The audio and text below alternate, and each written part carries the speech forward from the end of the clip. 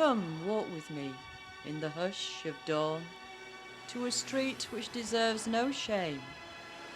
See her retainers dress her in polished splendour, as she rises carrying proudly her name.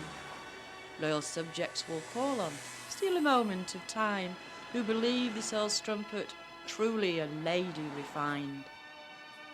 Tread the once crowded pavements which life flowed along, from tall-masted ships so many did throng, sailor and trader, lady and gent, past theatres and inns bedecked resplendent.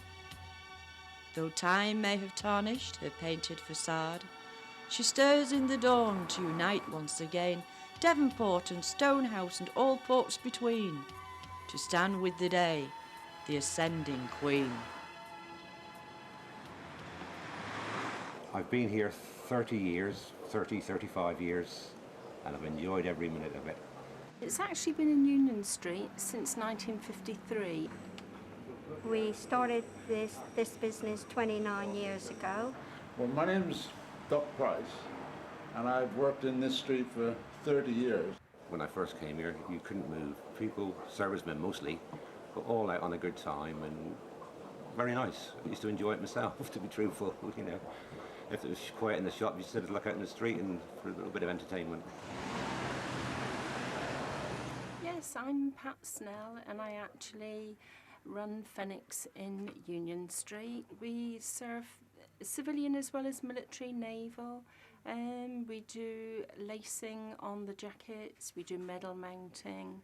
With the Royal William Yard now coming into full swing, I think Union Street is going to be one of the main, obviously, walkways, driveways through, and it's very much enhanced. I'm Jean Taylor. I'm the licensee of the Octagon Social Club. We used to, when we closed up, a lot of our friends, customers, used to go down Union Street and have a meal, and then we'd go off to the nightclubs like the Pussycat, which of course now is finished, Ace Clubs, that's still standing, Paul.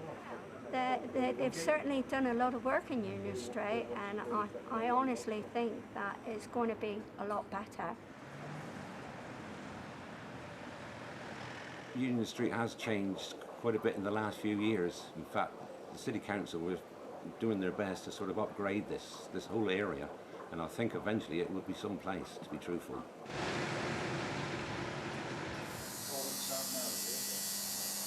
I don't see it unchanged, personally, because of the way it's balanced at the moment. You've got your nightclubs and your entertainment at one end and your business quarters at the other end, which was basically what it was always like.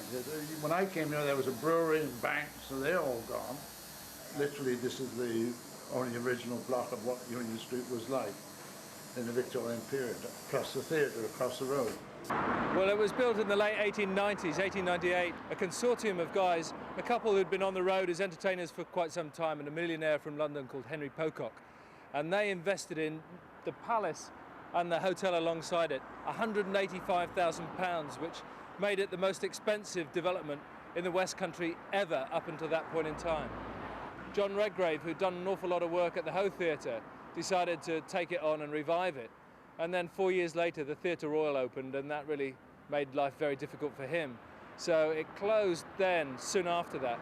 And a number of years later, they decided to reinvent it as a dance academy, late 80s, early 90s.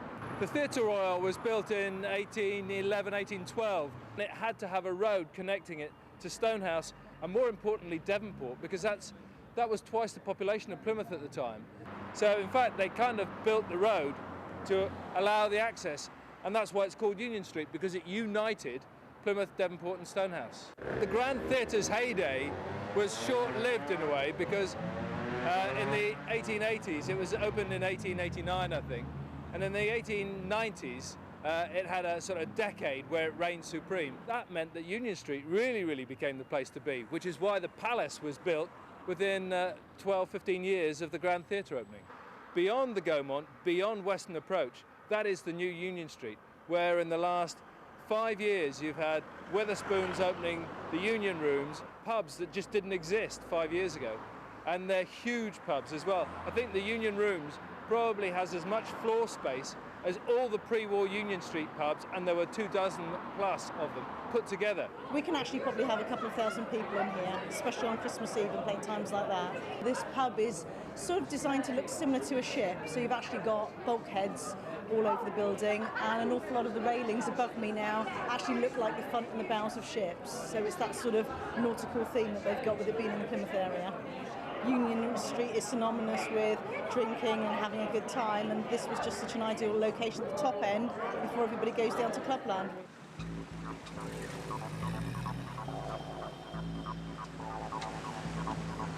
So as night follows day and her jewelled mantle she dons, pavement princess she was, so long since moved on. Let's stroll in the evening, her champions will seek, along the artery of Plymouth, Union Street.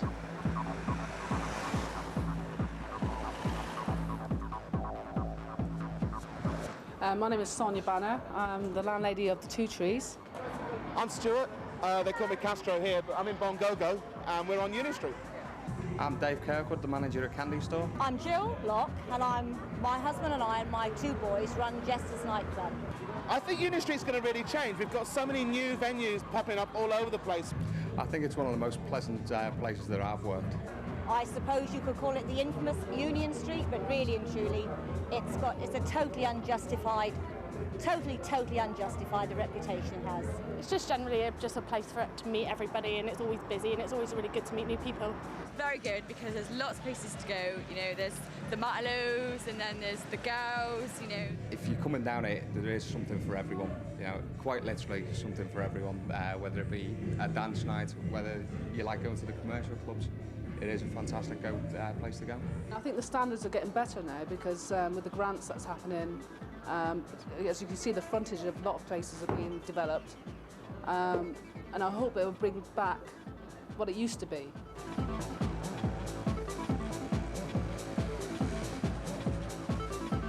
I'm Sean Kiley. I've worked here for 9 years. This is the Mega Bite burger van. In these last few months, they've just put in this new club here next to us. It's Harry Tate's bar, and there's a couple of new clubs just opened down the end. So it's getting kind of new down here, you know. There's a lot of money is being injected into the area at the moment. We've just put a new £1 million venture has gone off in Harry Tate's at this moment in time.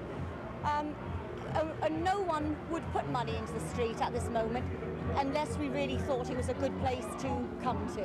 Union Street has always been the pinnacle of going out and enjoying yourself. Union Street,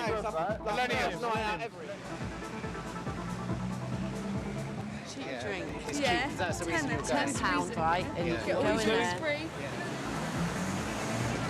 Pretty rough, as you can imagine, when all the clubs kick out. There's a few drunken wallies out on the street, as you might say. Won't try not to swear here, so.